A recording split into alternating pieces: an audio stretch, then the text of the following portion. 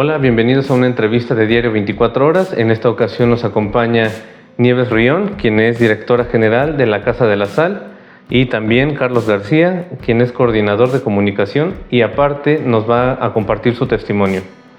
Un gusto tenerlos con nosotros. No, al contrario, muchísimas gracias a ustedes por este espacio. Gracias. Pues sí, primero que nada, si nos pueden explicar qué es la Casa de la Sal, en qué consiste, cuáles son los servicios y a quiénes se los brindan. Híjole, mira, es una historia larga. Casa de la Sal es una asociación civil que cumple en mes que entra 38 años de constituida y prácticamente Casa de la Sal nace con los primeros casos de SIDA en México, ¿no? Es decir, creo que su nacimiento tiene que ver con el nacimiento de la pandemia del VIH. Entonces, te puedes imaginar la evolución que hemos tenido a través de esos 38 años, desde atender primero 2 pacientes, de 2 se fue multiplicando, empezamos a explorar porque se dieron los primeros casos de VIH en niños, ¿no? Porque antes se creía que el virus SIDA, ¿no? El VIH era exclusivamente de la comunidad homosexual, de la comunidad LGBT. Entonces, bueno, se fue descubriendo que no era así. Entonces empezamos a explorar todas esas posibilidades. Entonces, el primer paciente que fue el contacto con una persona allegada a nosotros, hasta ahora que tenemos 38 años, ha habido un crecimiento exponencial de Casa de la Sal, ¿no? Entonces, el lugar donde estamos son prácticamente el centro de atención integral. ¿Qué tenemos acá? Pues los servicios que damos es la parte de programas clínicos, que tiene que ver con todo lo que son servicios de psicoterapia, de talleres de adherencia, talleres de tanatología, todo el acompañamiento a pacientes dentro de las clínicas Condesa. Es decir, Casa de la Sal tiene una posición importante y una gran acción dentro de las clínicas especializadas Condesa, tanto en Benjamín Gil como en Iztapalapa, y ahí va todo un equipo de psicólogos, de verdad, de grandes profesionales. Entonces, que ahí atienden a las personas, por ejemplo, que les acaban de dar el diagnóstico. Entonces, todo lo que es la parte de contención, toda la parte de trabajo, de emociones, de orientación, de hacia dónde tienes que ir, qué es lo que tienes que hacer. También uno de los programas del área clínica es un programa que se llama ILVI, que es Infancias Libres de VIH. Entonces se trabaja con mujeres embarazadas que se diagnosticaron, muchas de ellas a la hora que van a hacerse sus primeros estudios de laboratorio, pues resulta que les dan el diagnóstico de VIH y bueno, pues todo lo que conlleva, ¿no? Esta situación de miedo, de confusión, de no saber qué hacer. Entonces hay todo un equipo especializado para abordar este grupo de mamás. Y sobre todo el propósito primordial es evitar la transmisión a sus bebés. Creo que son 15 años. 20 años no ha nacido un solo bebé con VIH en Casa de la Sal. Entonces creo que es un programa vital. También tenemos el área de educación y prevención. Decimos que la información es una de las grandes herramientas para disminuir la transmisión de VIH. Entonces, este equipo prácticamente es un equipo de campo, ¿sí? Que asiste a escuelas primarias, secundarias, bachilleratos, universidades, vamos a las empresas, se llevan talleres, se lleva información, se aplican pruebas rápidas de 4ª generación, que eso permite la detección pues en 10 minutos de si hay ya presencia del virus. y inmediatamente, ¿verdad? Puede ser reactivo, no reactivo. Si es reactivo, inmediatamente el equipo hace la contención, hace el abordaje y deriva a diferentes instancias a estas personas. Y dentro de este área de educación y prevención hay algo increíble que se llama Brazos de Casa de la Sal. Es decir, es una extensión de Casa de la Sal. Fomentamos mucho el liderazgo comunitario, los preparamos, se vuelven replicadores y de verdad llegan a rincones donde nadie se los imagina. Y yo creo que donde casi nadie llega, ¿no? Llegamos a zonas de alto riesgo, se trabaja con trabajadoras sexuales, con la comunidad LGBT, con comunidades hacinadas, con comunidades dentro de las sierras, donde no hay información, donde la violencia todavía es muy, pues no sé si decirle fuerte, donde los usos y costumbres permiten mucho lo que es el abuso sexual a niños, adolescentes. Entonces, gracias a este gran equipo, creo que de alguna manera estamos llevando la educación, la prevención, el conocimiento y sí confiamos porque tenemos datos de que se impacta de tal manera que creo que sí hay una pequeña disminución a nivel de transmisión, pero creo que algo más importante es crear conciencia, ¿no? De que el VIH es una realidad, de que el VIH te puede llegar a tu vida, puede llegar a la de ella, puede llegar a la mía, llegó a la vida de Carlos. Entonces esa es una de las grandes fortalezas que tiene Casa de la Sal. Y otra de nuestras áreas de servicio es el Centro Infantil y Juvenil. Tenemos en otra instalación aparte un pequeño centro, un albergue. Actualmente estamos trabajando con 5 pequeños internos, ¿no? Que viven con nosotros, que no tienen grandes redes de apoyo, que no son diferidos por el DIF. Y es como una familia, es como una casa, ¿no? Van a la escuela, les damos de comer, creamos habilidades y competencias de tal manera que cuando llegan a la mayoría de edad, ellos ya vienen trabajando un plan de vida independiente, todo lo que es la atención médica, porque son chicos que han pasado por muchos duelos, por muchas pérdidas y que también sus características pues tienen como secuelas, ¿no? El virus, de alguna manera, el VIH, afecta todo lo que son las funciones neurológicas, entonces hay toda una atención de tipo psicológico, de tipo psiquiátrico, entonces todo el seguimiento, ¿no? De cada uno de estos chicos. Y ya las áreas como de servicio general, de apoyo general, tenemos el área de procuración de fondos, que es muy importante para estas asociaciones, el área de comunicación, donde está Carlos, y tenemos también a Brenda, que también tiene un gran impacto, ¿no? Porque es una manera de visibilizar, sobre todo ahorita con la maravilla de las redes sociales, hasta yo ya las empiezo a entender. Es una manera de veras de poder visibilizar y de tener un alcance exponencial a muchos sectores de la población, de la sociedad, para dar a conocer esto, para compartir, para hacer alianzas, para hacer redes de apoyo.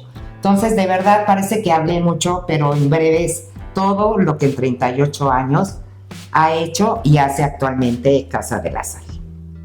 Pues es una historia muy amplia, ¿no? Y aborda varios temas, varios aspectos. Preguntarle, pues, ¿cuáles considera que han sido pues, los grandes retos que ha enfrentado la Casa de la Sal desde su fundación hasta la fecha? ¿Y cuáles serían también los que actualmente prevalecen? Mira, retos muchos. Yo creo que uno, sostener la obra y poder ir creciendo, ¿no? Yo le digo a mi equipo de trabajo que a veces me da pena hablar siempre de lo económico, pero sin eso no hay nada. Otro, yo creo que es el poder ir construyendo a veces estas alianzas, estas redes de apoyo, que parece que no, pero sí es un reto, porque, es decir, no todos tenemos la misma sintonía, ¿no? en lo que es la asistencia social, a veces hay como ciertos celos, como ciertas cosas que no se mencionan. Pero específicamente yo creo que el reto al que nos enfrentamos, el reto que tenemos hoy y el reto a futuro, para mí es el más grande: el estigma y la discriminación. Y sumaría yo la ignorancia. Yo creo que hay una ignorancia real, es decir, por ejemplo, ahorita que te hablaba, ¿no?, de esas comunidades donde no llegan noticias, no llega internet, ¿no? Pues es lógico que no van a saber nada ni del VIH ni de muchísimas cosas. Pero también creo que hay una ignorancia vencible. Es decir, actualmente, por ejemplo, en zonas urbanas, ¿no?, en la Ciudad de México, en los estados, tenemos acceso a una cantidad de información impresionante.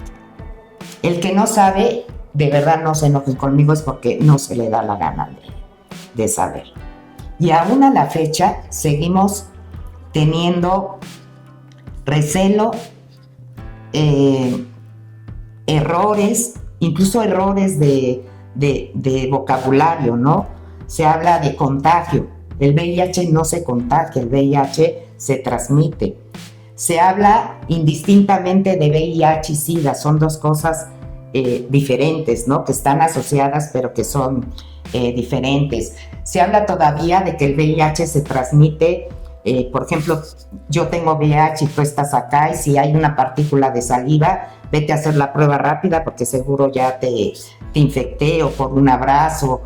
Es decir, todavía prevalece estas ideas, y sí creo que es una ignorancia que se puede vencer, ¿no? Si me permites un ejemplo que pasó hace 3 días. Una colaboradora iba a hacer un contrato para arrendar un departamento un poquito más amplio, iba emocionada, iba feliz, y a la hora, porque nosotros no tenemos reserva en decir qué hacemos y dónde trabajamos o con qué personas convivimos. Para nosotros el VIH lo llevamos tatuado, ¿no?, en nuestra vida. Y a la hora que el casero le empezó a preguntar a ella y a su pareja, comentaron que trabajaban con personas en Casa de la Sal, con personas con VIH. La respuesta fue: no les puedo rentar. Me da miedo que trabajen con personas idosas. O sea, es un impacto muy grande, porque estamos en el 2024. Entonces, tú me preguntas del reto. Creo que el reto es ese, ¿no? Es acercarnos cada vez más a la conciencia, cada vez más a la información, cada vez más a esta sensibilidad de que una persona con VIH es una persona exactamente como tú, como yo, como cualquier otra, con los mismos derechos, con el mismo valor, ¿no? Entonces creo que ese es el gran reto que la sociedad nos lo sigue debiendo, ¿no? Y ya Carlos te platicará, ¿no? Yo creo que un 80% hasta más de las personas que tienen VIH no se atreven a abrir su diagnóstico. Y eso es vivir con un silencio muy doloroso, ¿no? A pesar, con todo lo que viven, muy doloroso. Y es precisamente por el temor a ser señalados, a que los corran del trabajo, a que no les den permiso. Entonces, el gran reto de hace 35 años, 38 a la fecha, creo que es eso. Y hay que luchar, hay que trabajar, hay que alzar la voz para que esta sociedad y este país pues sea más sabio, ¿no? Por no decirle de otra manera. Entonces, ese creo que es, desde mi perspectiva, el gran reto que tenemos. Claro. Carlos, pues cuéntanos también tu historia, ¿no? Ahora eres parte de este equipo muy importante, pero cuéntanos cómo te enteraste del diagnóstico, quién eres, de qué manera repercutió. Bueno, pues yo me enteré en el 2018, acompañaba a uno de mis mejores amigos a hacerse la prueba porque había tenido una práctica de riesgo, entonces yo era el que iba dando el acompañamiento emocional, Y recuerdo mucho una situación en la sala de espera cuando nos fuimos a hacer la prueba, y es que mi amigo y yo nos preguntábamos cuál era la diferencia entre VIH y SIDA, porque pues justo, ¿no? En este ejemplo que ponía Nieves, es algo que no conocemos hasta que nos vemos en la necesidad de hacerlo, y creo que ahí está el error, porque tendríamos que conocerlo desde antes. Entonces, yo dije, bueno, pues si ya estoy aquí, aprovecho para hacerme la prueba. Afortunadamente yo tenía esta costumbre de hacerme la prueba cada año. Esa vez la adelanté por acompañar a mi amigo, pero dije, pues ya estoy aquí de una vez. Me hago la prueba y el que sale reactivo fui yo, ¿no? Entonces para mí fue un shock muy grande porque no tenía nada de información acerca del VIH, y además estaba en una etapa de la vida pues en la que no tenía yo realmente demasiadas herramientas para poder afrontar lo que implica el vivir con diagnóstico de VIH. Una, pues estaba muy joven, ¿no? Tenía 19 años, y el recibir un diagnóstico creo que causa un impacto, sea la edad que tengas, pero sí, al estar en una edad tan temprana y sin tantas herramientas, me parece que implica todavía un esfuerzo más grande. Y cuando se lo comparto a personas muy cercanas a mí, que para mí eran muy importantes y que a lo largo de la vida estuvieron acompañándome en muchos otros procesos, y la respuesta no fue la que yo esperaba, pues el impacto todavía creció más, ¿no? Porque una de las primeras respuestas que recibí fue de, bueno, si tú no fuiste responsable para evitar llegar aquí, pues entonces ahora vas a tener que trabajar para ser responsable, y hazle como tú puedas con lo que tú tengas. Pero insisto, a esa edad pues uno no tiene mucho realmente, ¿no?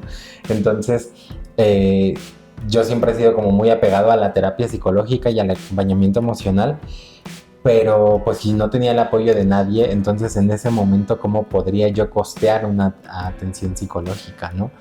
Y esto pues aplica para muchas personas que están en la misma situación de no contar con el apoyo de nadie por un rechazo, o porque deciden no compartirlo, porque también muchas personas deciden no compartir el diagnóstico por el miedo al que van a decir, porque pues es una realidad que cuando lo verbalizas y lo compartes con otra persona, sí están estas respuestas de rechazo, ¿no?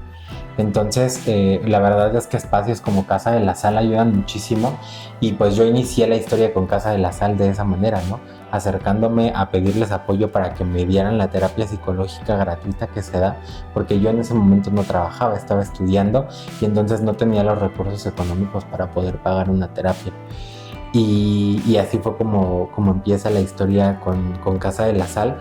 Y siempre yo se los he dicho, ¿no? Si yo no estuviera en Casa de la Sal, la verdad es que no sé si hoy en día seguiría aquí, porque sí es un impacto muy grande recibir un diagnóstico de VIH, y más cuando no tienes las herramientas para poderlo afrontar.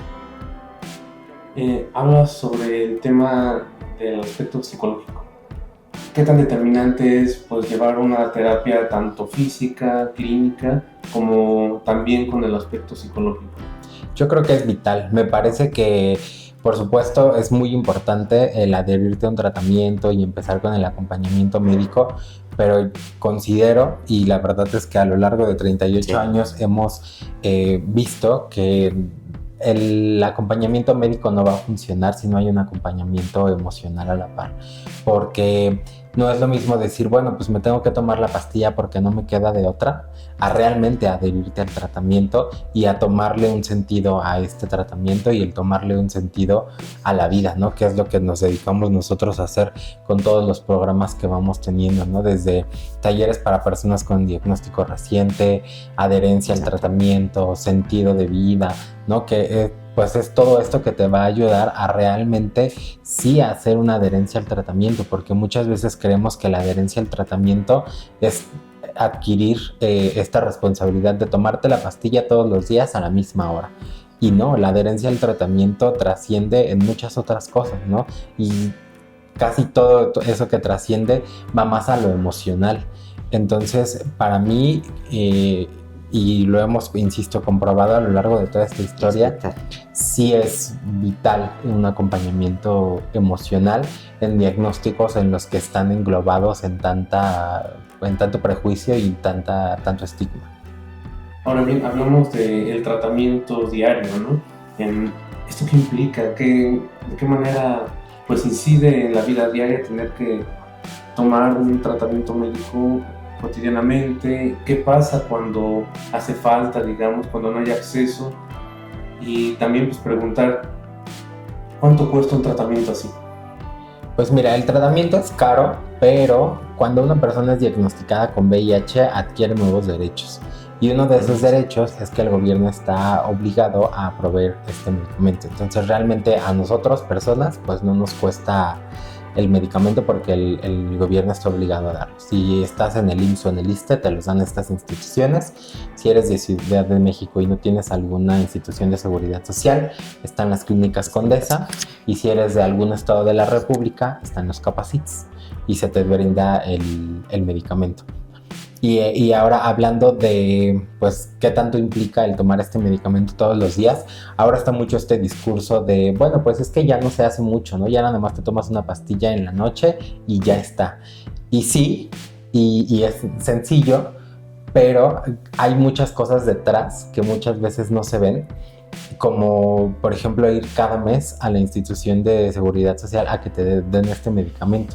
Y pareciera muy sencillo, pero realmente si empiezas a analizar el contexto de cada persona es cuando se empieza a complicar, porque yo, por ejemplo, aquí en Casa de la Sal, pues por supuesto que tengo el apoyo de cuando necesito ir al médico, adelante, ve, pero hay muchas personas que están en empresas que no pueden compartir el diagnóstico con su empresa por el miedo a la discriminación, porque sigue existiendo hoy en 2024 personas que llegan, es que me corrieron porque les dije que vivo con el diagnóstico, ¿no? O es que me discriminaron, o es que me dijeron, o ahora después de cada que paso al baño lavan el baño con cloro, ¿no? Esas cosas siguen pasando hoy en día. Entonces esas personas no comparten en sus empresas que viven con el diagnóstico y por ende se complica muchísimo el tener este acompañamiento médico, porque el contexto como más general aquí en México es cada mes ir por medicamento, cada 3 meses ir a atención médica a cita y cada 6 meses hacerte estudios. Pero esto implica que estés pidiendo permisos todas estas veces en el trabajo.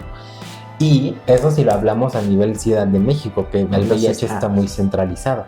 Pero si nos vamos a la República Mexicana, ¿no? Como mencionabas hace un rato, a personas que están en las sierras o que están en lugares pues muy no urbanizados, es bien complicado, ¿no? Hay gente que se tiene que trasladar hasta 3-4 horas al hospital para que puedan atender o recibir el medicamento y luego 3 o 4 horas de regreso y es perder todo el día.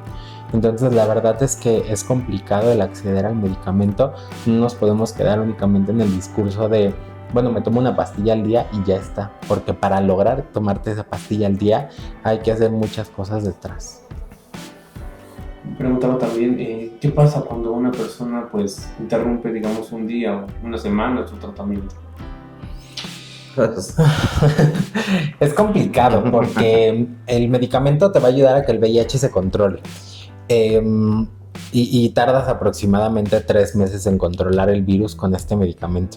Pero si tú interrumpes este medicamento, el virus se va a replicar en cuestión de días, ¿no? La verdad es que aquí es donde entra la importancia de la adherencia al tratamiento. Lo peor que pueda pasar al interrumpir el medicamento es que se le llama falla, y es que el medicamento que tú estás tomando deja de funcionar, porque al momento que tú retiras el medicamento, entonces dejas como una ventana abierta para que el virus empiece a reproducirse dentro del cuerpo otra vez, y cuando empieza a reproducirse, el virus empieza a analizar el medicamento que tú le estabas metiendo y entonces se hace resistencia. Por eso es un virus tan complicado y por eso hoy en día no tenemos una cura, ¿no? Porque es un virus muy inteligente que va analizando todo el tiempo. Entonces analiza el medicamento que tú le estabas metiendo y cuando lo vuelves a meter, el virus ya sabe cómo funciona y entonces lo ataca y ya no logra controlar el virus y hay que hacer un cambio de un medicamento.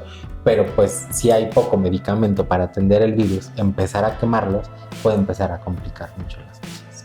Entiendo que aquí en Casa de la Sal tiene un espacio, ¿no? Que puede pues apoyar en caso de que a alguien le falte una dosis, le falten unas cuantas dosis. ¿En qué consiste esta área? Sí, más que un área, no es un área, es como un pequeño servicio adicional a lo que es el área de programas clínicos. Entonces hay veces que nosotros recibimos donaciones de este medicamento como tal, Casa de la Sal no tiene, por así decirlo, ni el permiso ni nada de proporcionar el medicamento, ¿no? Es algo muy especializado. Pero incluso hay veces que los mismos usuarios nos donan medicamento porque ya no lo necesitan o tristemente porque alguien falleció de SIDA y se tiene como una pequeña muestra. Entonces, sí han llegado personas y usuarios de que, por ejemplo, perdieron tal cantidad de dosis y tienen que salir al extranjero, tienen que hacer un viaje o se tienen que ir al interior de la República. Entonces, en ese sentido, hacemos como este soporte, donamos esas dosis para que la persona tenga, además que tenga el tiempo de asistir a su servicio médico para que le puedan surtir. Y un poco también pensando en lo que te decía Carlos, ¿no? Si en ese ínter de que perdí el medicamento y tengo que hacer un viaje largo, a mí me gusta este ejemplo y se lo decía a mis niños y adolescentes para que lo entendieran, ¿no? Decía que el tratamiento es como si en el virus pusieras una camisa de fuerza y entonces lo tienes amarradito, ¿no? Se mueve y ahí está presente. También creo que es un virus muy canijo y muy inteligente. Cuando tú dejas el tratamiento o bien no cumples cabalmente con las dosis, con los horarios, parece que no, pero los horarios son, si es a las 8 es a las 8, si es a las 10, si es una pastilla, si son 2. Eso pasa, o sea, el virus se mueve, se quita la camisa de fuerza y empieza a replicarse. Creo que con este apoyo que damos, a veces pudiendo surtir estas dosis, hacemos que la persona tenga el tiempo necesario para trasladarse, para no surtir, es decir, que no haya un efecto y evitar que el virus empiece otra vez a hacer estragos. Entonces, es como un pequeño servicio adicional a lo que es los programas clínicos.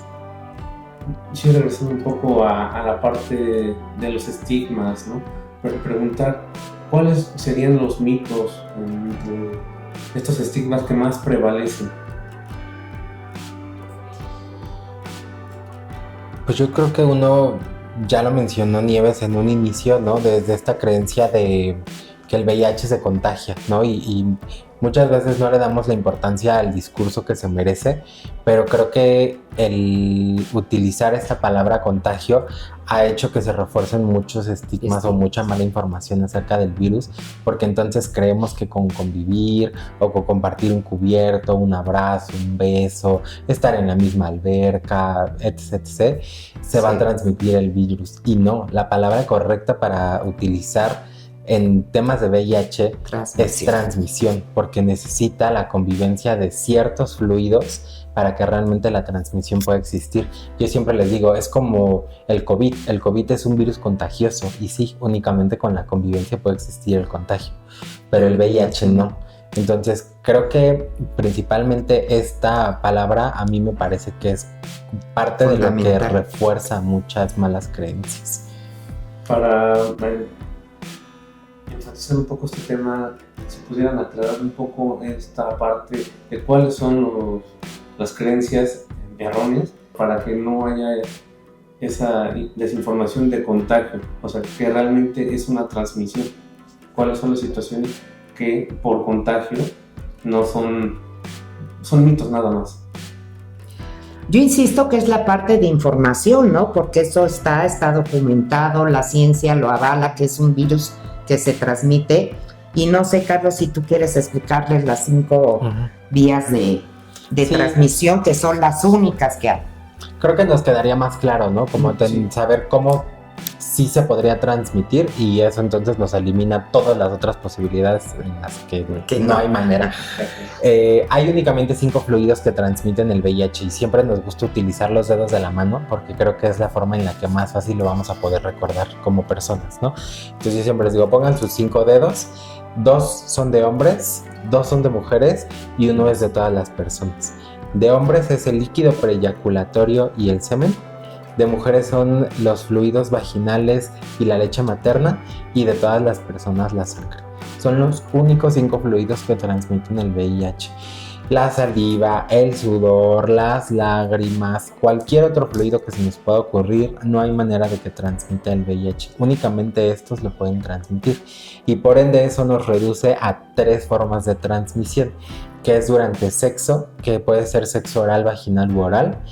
En la sangre, pues pueden ser al compartir jeringas o tatuajes, ¿no? Como estas cosas que tienen que ver con la sangre.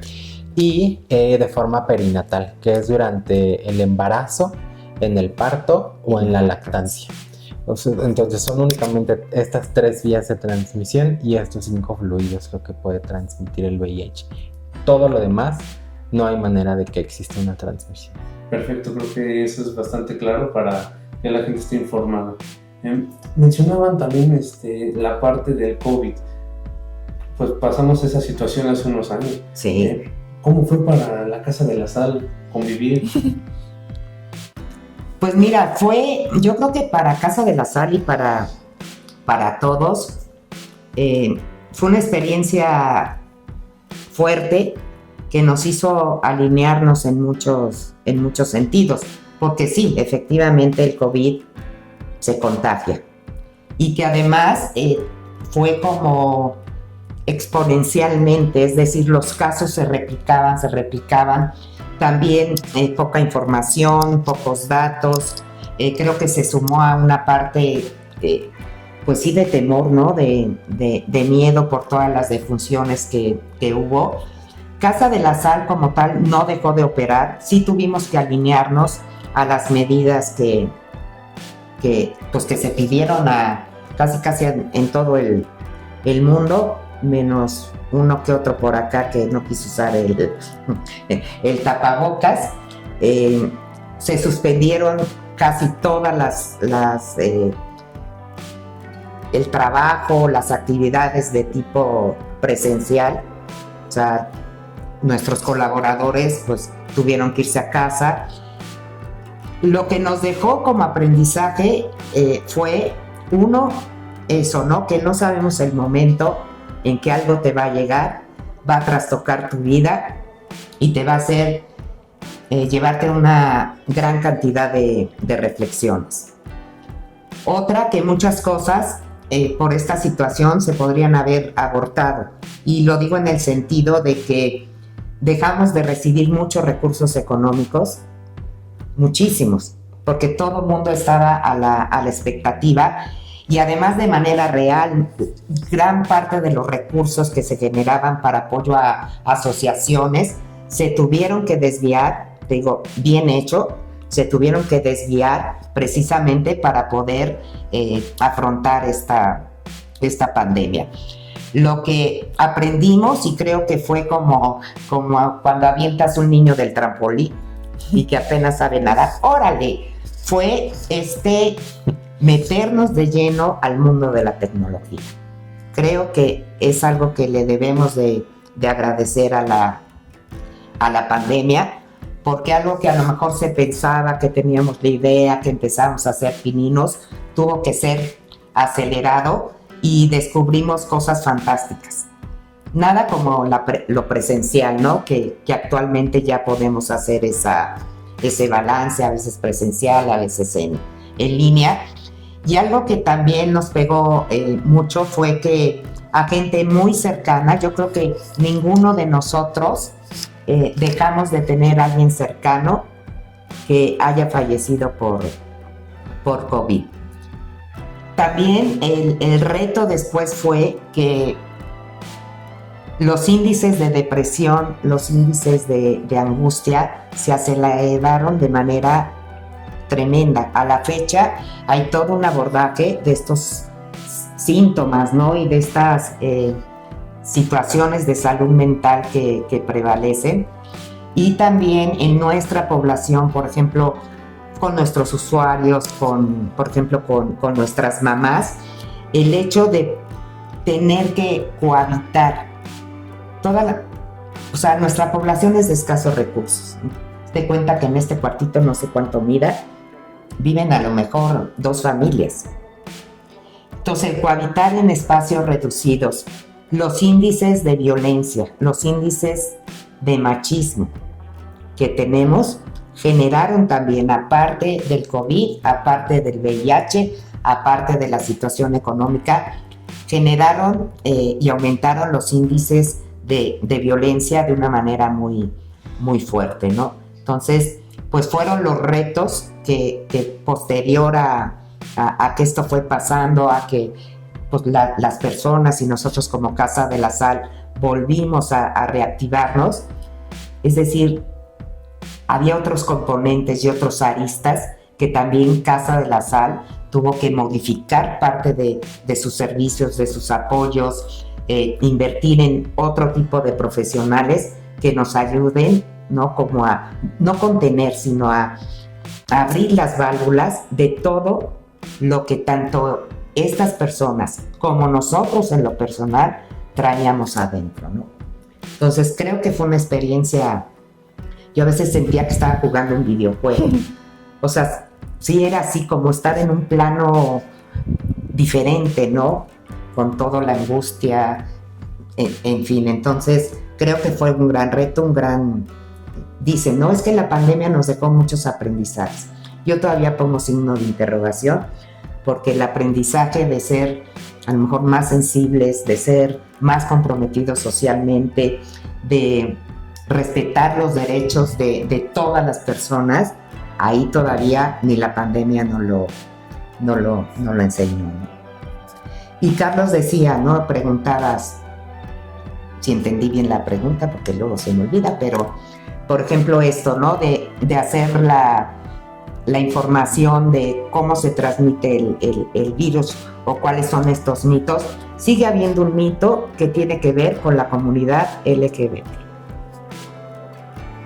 Es decir, está el virus como tal, está el VIH, las personas que en un momento desarrollan el SIDA, pero aún no hemos logrado también la aceptación de que hay personas no que sean diferentes a nosotros, en la esencia, ¿sí? En su naturaleza, en su dignidad. Viven de acuerdo y tienen intereses diferentes y se identifican con otras cosas. Entonces, aquí sí creo que es juntar eso, todavía estas ideas, todavía no plena aceptación de esta comunidad con el VIH. Y cuando tú lo juntas, es explosivo. Entonces creo que por ahí también es importante, ¿no? El romper estos mitos. No es un virus que le pertenece. No le pertenece. Y vuelvo a insistir, mujeres embarazadas. Ahorita hay un alza en casos de transmisión del VIH en mujeres casadas. Por eso la invitación a que la prueba rápida se la haga cualquier persona, ¿sí me entiendes? Cualquier persona que tenga conductas de riesgo, pero que también tenga una vida sexual activa. Y de esto también es como la parte de los adolescentes. Los papás siguen cegados, y no es que esté de acuerdo o no, ¿sí? Yo nada más te hablo de lo que existe. A veces ni por aquí les pasa que niños, chicas y chicos de 12, 13 años ya empezaron su vida sexual, ya tienen relaciones sexuales. Si tú no les permites acceder a esta información, ¿no? A cómo protegerse, pues también encontramos que el aumento y el porcentaje de transmisión del VIH en adolescentes empieza también a crecer. Entonces, si ves, el mundo del VIH es un mundo complejo, es un mundo extenso que tiene muchas áreas de oportunidad, ¿no? Muchísimas áreas de oportunidad, y ahí es donde creo que Casa de la Sal, pues, le encanta trabajar, ¿no? Queremos estar ahí en medio de todo este torbellino. Mencionaban pues también esta parte de la comunidad LGBT, ¿no?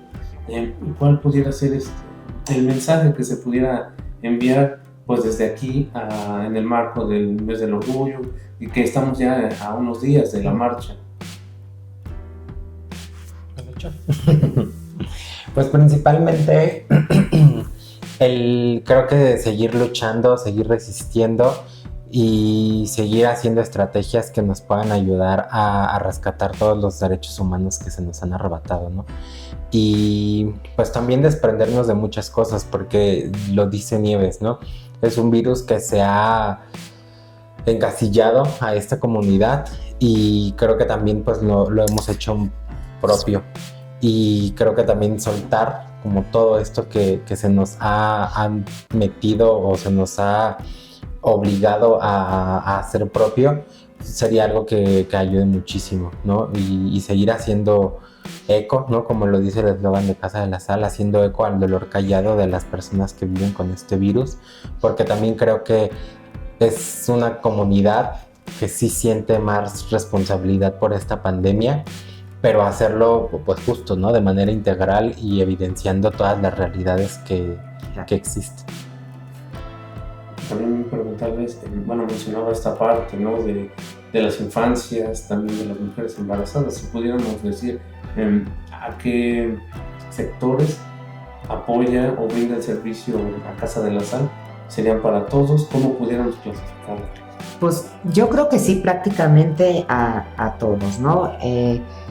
Nuestros servicios van dirigidos a niños, a adolescentes, a jóvenes, adultos mayores, a mujeres, mujeres embarazadas,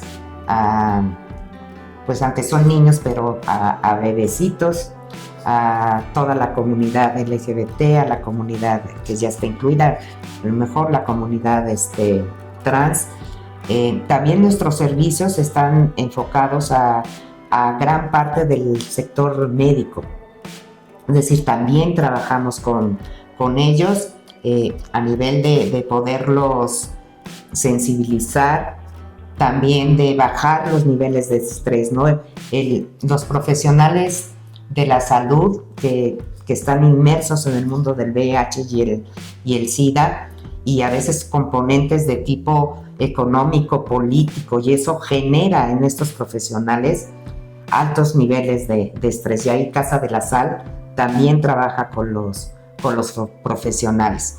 Entonces, si a mí me lo preguntas, creo que no se nos escapa del mapeo ningún tipo de población a la que Casa de la Sal atiende o bien a futuro pueda atender. Creo que sí está permeados todos sus servicios y que a nadie, absolutamente a nadie, le decimos no. Y voy a hacer, no como comercial, pero creo que es algo bien interesante cuando me hiciste la primera pregunta, ¿no? En estos 38 años, sostener la obra. Al día de hoy, un solo servicio de Casa de la Sal no se cobra. Todos los servicios son gratuitos. También para ya cerrar esta parte de aclaración de mitos y de información precisa, ¿cuál es la diferencia entre VIH y SIDA? Bueno, para que sea como muy sencillo y todos realmente podamos entenderlo, VIH es la etapa inicial de la infección y el SIDA es la etapa avanzada. Es decir, por ejemplo, yo me infecto de VIH hoy, el virus entra al cuerpo y a partir de ese momento vivo con VIH. Si yo no detecto el virus o decido no atenderlo, este virus se va a reproducir hasta llegar a una etapa de SIDA, ¿no? Es decir, que la cantidad del virus que hay en la sangre ya es muy, muy alta y por ende este virus atacó al sistema inmunológico, específicamente a las células CD4, y entonces estas células son muy pocas, el virus es muy alto, ahí estoy en una etapa de SIDA. Algo importante es que, por decirlo de alguna manera, el SIDA pues, ya tiene cura, ¿no? Por decirlo. Porque si yo estoy en etapa de SIDA y empiezo el tratamiento antirretroviral, sí hay oportunidad de que esto se revierta y entonces volver a entrar a etapa de VIH. Pero esa es la diferencia. El VIH es la etapa inicial y el SIDA es la etapa avanzada. Y nada más para sumar, en la fase de SIDA, lo que dice Carlos, ¿no? El virus, la cantidad de virus en el organismo es mayor, tu sistema inmunológico baja. ¿Qué es lo que pasa cuando a una persona le baja el sistema inmunológico? Que de una gripa es una neumonía, ¿no? De que a lo mejor una pequeña infección intestinal se complica. Precisamente en la etapa de SIDA, todos estos agentes externos, infecciones oportunistas, entran a nuestro organismo y como nuestro sistema inmunológico bajó, o sea, se potencializa y ahí es cuando deriva la parte de que le llamamos SIDA. Es decir, creo que las personas no mueren de SIDA, ¿no? Las personas mueren y vienen, ¿no? Por neumonía, por esto, por lo otro. Pero sí, el SIDA es la manera de definir o explicar que es una de las últimas etapas que trayecta el virus, porque no se atendió, porque no se tomaron el medicamento. Y además no nada más es el medicamento, ¿no? Es la alimentación, es el control de emociones, las redes de apoyo, todo eso, ¿no? No nada más es el medicamento, es toda una serie de componentes que fortalecen la persona, su salud mental, emocional, familiar, social, su adherencia al tratamiento. Permite, y una persona puede vivir, pues nosotros lo vivimos, ¿no? De la primera camada que tuvimos, bueno, camada es en plan cariñoso, camadita de niños, 1 año, 2 años vivían. Y después, pues, 10 años, 11 años, 15 años, 12 años, y ahora tenemos egresados del centro infantil de 30 y tantos años, 40 años, casados con familias y que tienen hijos. Entonces, ahí también es importante cuidar todos los factores que fortalecen integralmente a una persona con el diagnóstico. De acuerdo. Y finalmente, pues, si nos pudiera compartir por qué Casa de la Sal, qué significa este nombre. Mira, surge el nombre porque al principio las personas que se hablaba, ahí no se hablaba de VIH, ahí tiene SIDA. La gran mayoría en los primeros años, aparte de recibir la noticia, aparte de que no había la información que hay, ni los tratamientos, ni todo lo que se ha adelantado a nivel de investigación clínica, eran rechazados por su familia, los corrían de la casa, los perseguían, los abandonaban. Yo me acuerdo que hubo un albergue en Ciudad Neza donde lo abrieron así a la buena de Dios para recibir a personas que les decían los idosos, como si fueran los leprosos. Todos los estragos que el virus hizo a nivel corporal, o sea, de verdad estabas frente a la miseria humana, no te exagero. O sea, tenías que hacer gala de toda tu fortaleza interior para resistir, estar ahí, tomarles la mano, ¿sí? Y que sintieran algo. Y entonces fue cuando decidimos abrir Casa de la Sal. Entonces, casa, porque creíamos y creemos que Casa de la Sal es un espacio, es un refugio, es un hogar. O sea, queremos que la gente que venga se sienta así, llegas a tu casa. Y la sal es un símbolo hermoso porque la sal es que es como, sí, condimento, pero la sal conserva, la sal purifica, la sal permite que la esencia, por ejemplo, de los alimentos se conserve.